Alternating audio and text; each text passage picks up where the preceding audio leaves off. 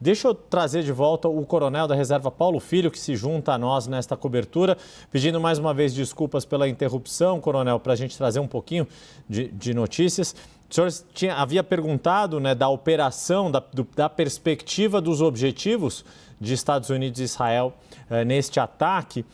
Além de pedir para o senhor complementar a resposta, já adianto que nós estávamos um pouco antes acompanhando a transmissão da CNN Internacional, também já há relatos de que prosseguem as retaliações do Irã contra aliados dos Estados Unidos, não só contra Israel, mísseis sendo abatidos pelo sistema de defesa das forças de defesa de Israel, pelo Domo de Ferro, pelo Iron Dome, mas também em Doha e Dubai.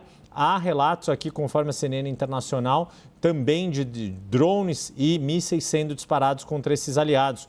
Como é que o senhor avalia também esta resposta dada pelo regime iraniano depois de ter sofrido este novo ataque que provavelmente levou à morte do líder supremo iraniano? Essa resposta é uma resposta inédita. Pela primeira vez, o Irã reage de forma tão rápida, né, e tão ampla a um ataque americano, um ataque israelense. Vamos lembrar que ano passado o Irã chegou a reagir, mas foi com um ataque muito telegrafado, né, a uma base americana no Catar, foi avisado com antecedência, de forma que não houvesse nenhuma morte, para evitar uma escalada do conflito. Dessa vez, não. Dessa vez, praticamente todos os estados do Golfo, Emirados Árabes Unidos, Catar, Kuwait, Bahrein, a própria Arábia Saudita, que, segundo consta, interceptou, né, os mísseis não chegaram a atingir os alvos na Arábia Saudita, Iraque, Israel. Então, foi uma resposta muito ampla do Irã, uma reação muito forte, procurando atingir objetivos militares americanos por toda a região.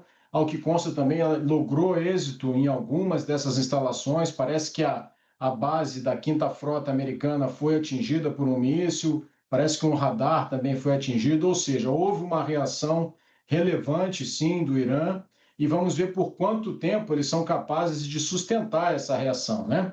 Então, agora nós vamos ver se o planejamento iraniano foi capaz de efetivar, será capaz de efetivar uma resposta que se prolongue no tempo. É bom lembrar que as defesas antiaéreas que os próprios Estados Unidos mandaram para a região nesse mês que nos antecedeu, né? No último mês, nós vimos uma série de transportes de mísseis, de equipamentos, de sistemas Patriot de defesa aérea para diversos pontos naquela região do Oriente Médio, mas esses mísseis eles são finitos, né? Eles não são, eles têm uma quantidade bastante pequena de mísseis. Então, agora nós vamos observar quem terá a maior capacidade aí de manter o esforço de guerra, manter a impulsão nesse combate entre os ataques de mísseis e drones de lado a lado.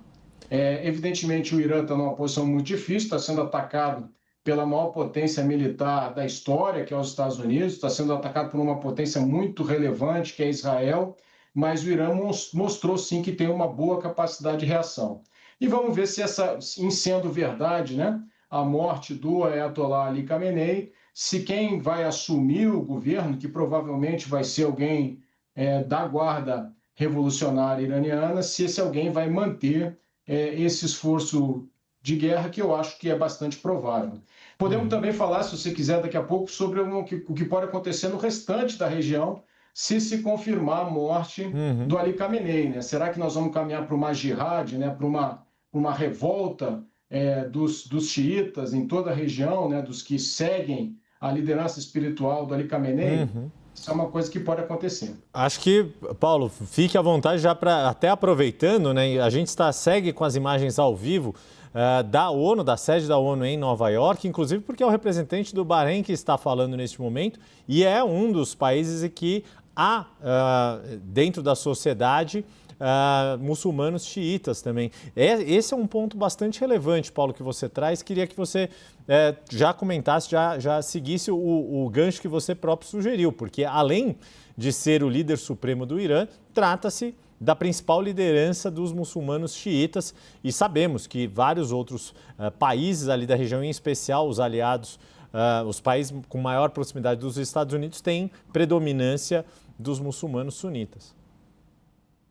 Na guerra que se seguiu aos atentados terroristas do Hamas contra Israel, né, na guerra que se iniciou lá em 7 de novembro de 2023, se não me falha a memória, vários proxies iranianos, né, vários grupos que seguiam a orientação do líder supremo, a orientação política do Irã, foram bastante afetados. Podemos citar o próprio Hamas, os Houthis do Iêmen, o Hezbollah no Líbano, as milícias xiitas na Síria e no Iraque, o próprio governo do Bashar al-Assad na Síria que caiu. Então, todos esses proxies iranianos, eles ficaram bastante afetados pela ação israelense nos últimos anos, pela guerra israelense travada pelos israelenses contra o Hamas e contra os proxies iranianos nos últimos anos.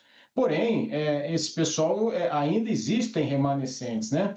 E a depender da confirmação da morte do Ali Khamenei, isso pode gerar uma luta ideologicamente motivada, religiosamente motivada, né? Com uma série de atentados terroristas, não só na região, mas em outros locais do mundo, né?